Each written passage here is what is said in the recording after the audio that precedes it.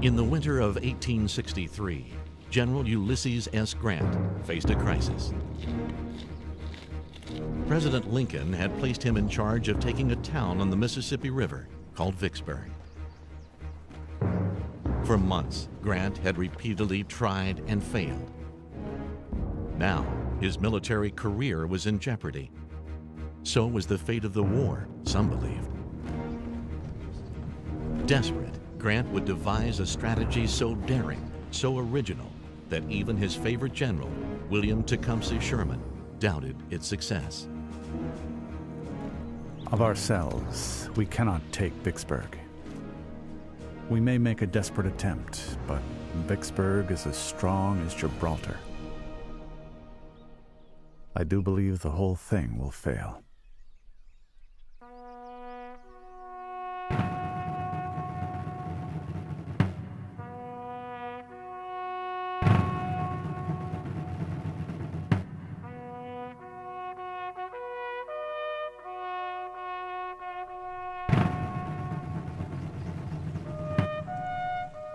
The Mississippi had long been the lifeblood of the nation.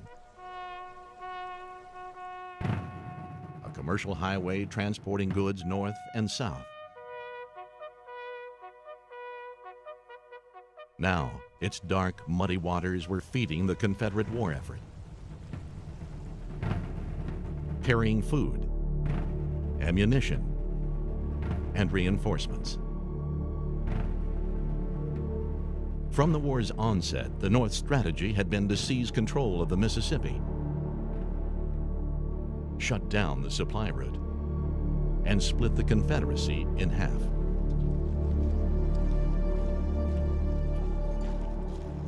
And by the summer of 1862, Federal forces had done just about that. Only one town stood in their way.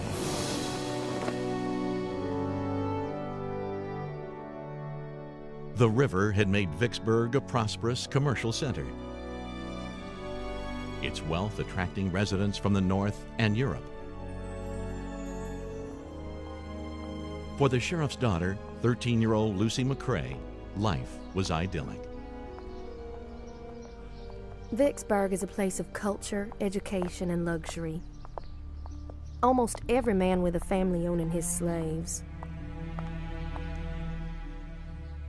For John Pemberton, the Confederate general in charge of holding Vicksburg, the town was ideal in another way.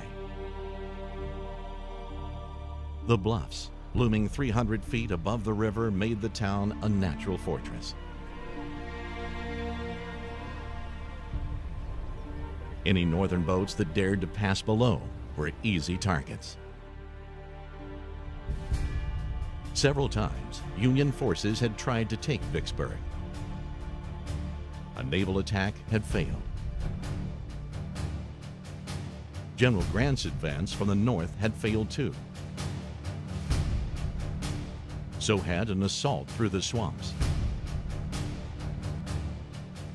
Grant had even tried to bypass the town by building canals. But nothing worked.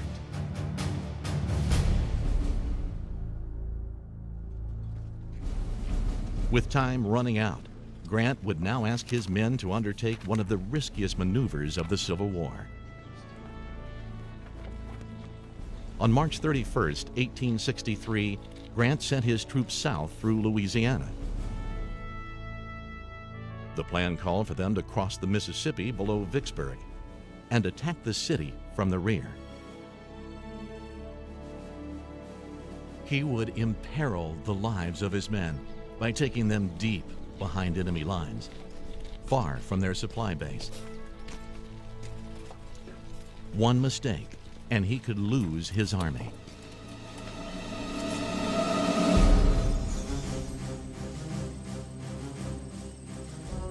Grant's plan called for one more gamble. He asked Admiral David Porter to undertake the near suicidal mission of sending boats filled with supplies past Vicksburg.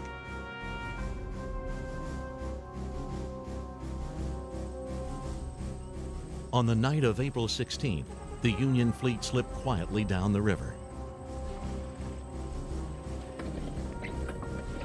Around midnight, The sky lit up.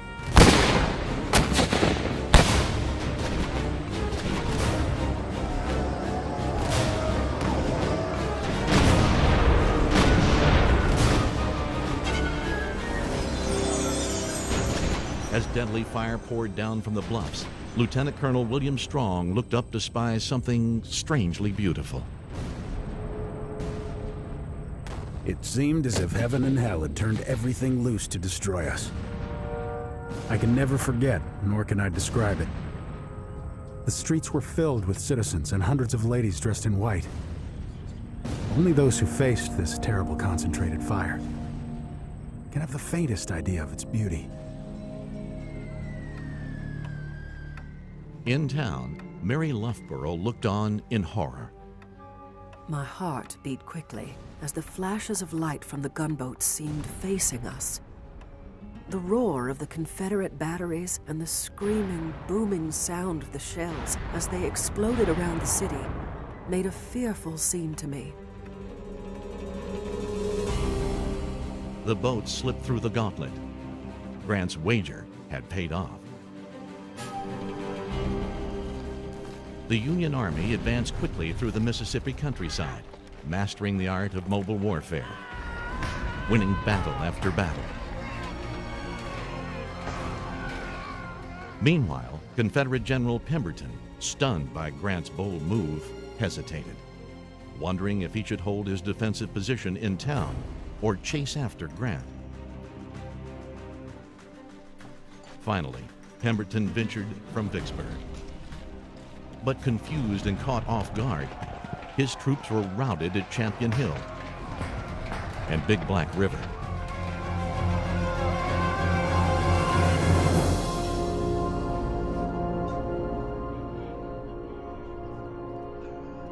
Demoralized, his men stumbled back into Vicksburg.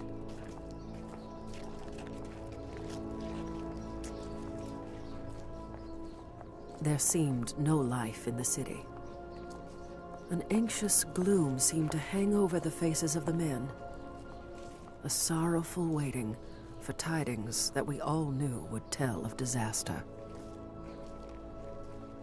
On May 18th, as 40,000 Union troops arrived outside Vicksburg, their hearts sank. The Confederates had turned the town into an earthen fortress. The line of fortifications covered the city. There they laid out before us a long line of bluffs, crowned with cannon and lines of heavy rifle pits, as far as the eye could see.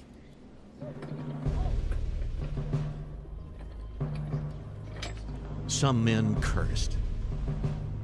Others prayed.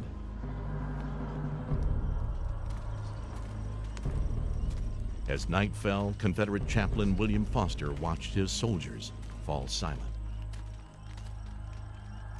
When he lies down upon the cold ground, the gloomy thought crosses his mind that this may be the last time he ever looks upon the shining heavens. His soul visits the loved ones at home.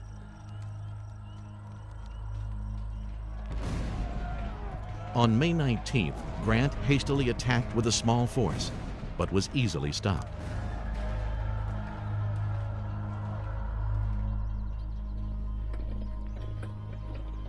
Three days later, he prepared to hurl his entire army against the fortress.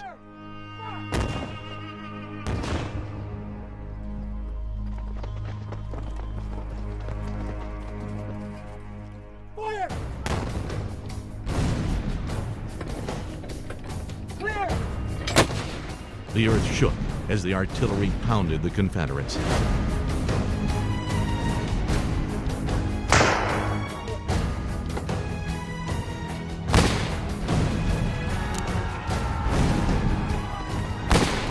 At precisely 10 o'clock, the Union Army transformed, as one man observed, into a monster serpent, which began to writhe and twist.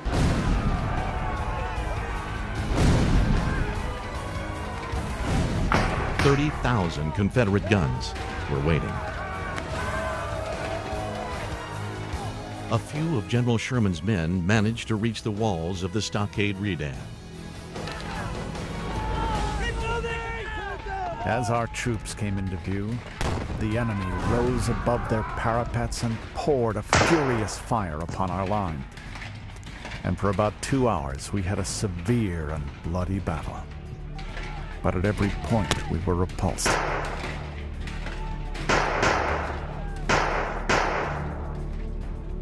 Some of General McPherson's men reached the Great Redoubt, carrying ladders, only to find them too short. They also fell back under a hot hail of lead. Major General McClernand's men succeeded in breaching the railroad redoubt. But after hours of hand-to-hand fighting, they too were forced to retreat.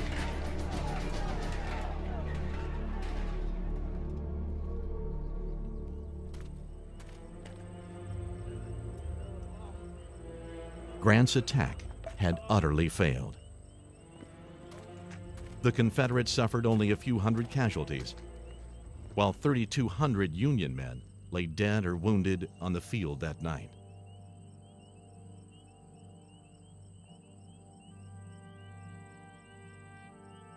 Vicksburg was as impregnable as it looked.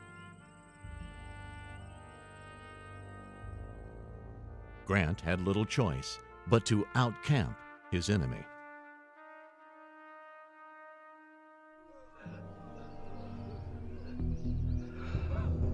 As spring turned to summer, the siege slowly strangled the life out of Vicksburg. Pemberton cut rations for his men, then cut them again. Dysentery and malaria spread through the ranks. Young Lucy McCrae noticed that dogs and cats in town went missing. Our provisions were becoming scarce. The Louisiana soldiers were eating rats as a delicacy, while mules were occasionally being carved up to appease the appetite. Life became a matter of survival. Day and night, Union artillery shells rained down on the town. Fearing for their lives, residents like Emma Balfour moved underground into makeshift caves. Nearly all the families in town spent the night in caves. When we went into our cave this evening and sat down, the earthy, suffocating feeling as of a living tomb was dreadful to me. For a moment, my heart seemed to stand still.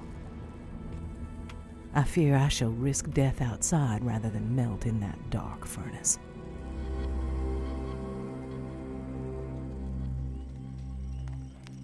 For 7 weeks, the troops clung to the hope that they would be rescued, but help never came. Desperate to do something, the Confederacy planned an assault on a northern supply depot at Milliken's Bend, guarded by one of the Union's first regiments of black soldiers.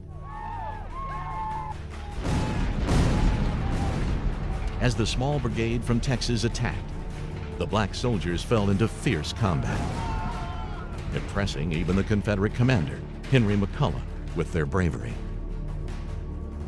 Our charge was resisted by the Negro portion of the enemy's force with considerable obstinacy, while the white Yankees ran as soon as the charge began. With the help of naval gunboats, the Union repelled the attack. The courage shown by the Negro regiments at Milliken's Bend would mark a turning point in the war, convincing the Union to enlist nearly 200,000 black soldiers in the fight against the South. Back in Vicksburg, Grant, determined to break the stalemate, ordered his men to dig trenches. Every one of us became an Army engineer. Soldiers got so they bored like gophers and beavers with a spade in one hand and a gun in the other. As they dug, death hovered inches away as sharpshooters scoured the trenches for heads.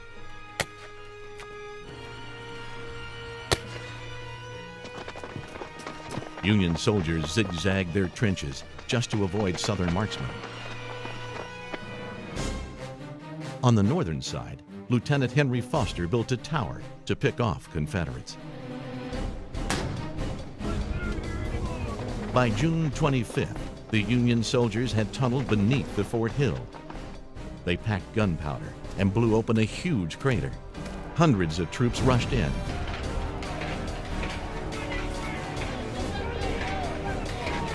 For 26 hours, the men fought hand to hand, but this attack also failed.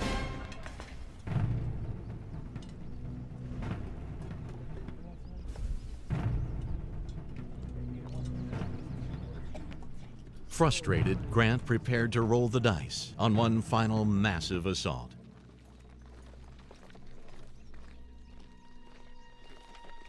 But it wasn't to be. With his men exhausted and sick, General Pemberton had had enough. And on the 4th of July, he surrendered Vicksburg.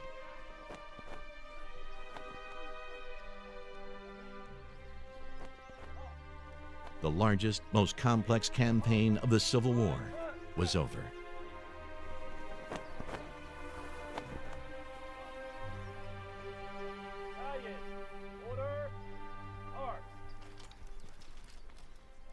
All is still. Silence and night are once more united. It wraps me like a soft garment. How else can I express this peace? Grant's victory had left the countryside and economy in ruins. But it had also liberated 30,000 enslaved men and women who poured into Vicksburg. All along the road were Negroes with their families, household goods, everything piled up in their immense cotton wagons. Going to freedom, they sang and danced. The occupying Union Army built schools for the freedmen. It listed 5,000 U.S. colored troops to police the town and returned many back to work the plantations, this time for pay. Of the white community, the Army demanded loyalty oaths and curtailed civil liberties, sparking outrage and anger. But the occupation of Vicksburg was deemed so successful that the North would make it the model for Reconstruction after the war. In the end, the campaign for Vicksburg would claim 20,000 casualties. American casualties. Together with the North's recent victory at Gettysburg, Vicksburg would alter the course of the Civil War and effectively end the Confederacy's dream of independence. Ulysses S. Grant would go on to lead the Northern armies to victory, while John Pemberton would resign his post in disgrace.